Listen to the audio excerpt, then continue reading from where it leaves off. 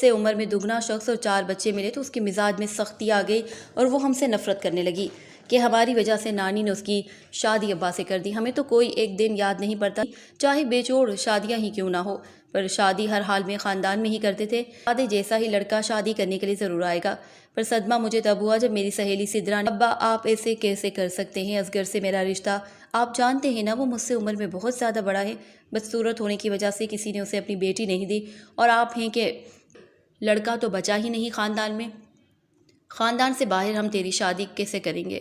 تو کیا ساری عمر باپ کی دہلیز پر بیٹھ کر بوڑھی ہو جائے گی؟ نانی کی باتیں میرے سر کو کوئی لڑکی نہیں دے رہا تھا، ان کی شادی نہیں ہو رہی تھی، اور اب جب ہوئی تو اتنی کم عمر خوبصورت لڑکی سے ہوئی، اور میں یہ سن کر خوش ہو گئی۔ آہستہ آہستہ حارث مجھ سے فری ہونے لگا، میں اب حارث کے بول کر چلی گئی۔ میں اس بات پر جلتی کڑتی رہی، اور میں نے بھی سوچ لیا کہ جب کسی نے میرے بارے میں نہیں سوچا تو میں کیوں کسی کے بارے میں سوچوں۔ میں نے حارث کی توجہ اپنی جانب مبذول کروائی۔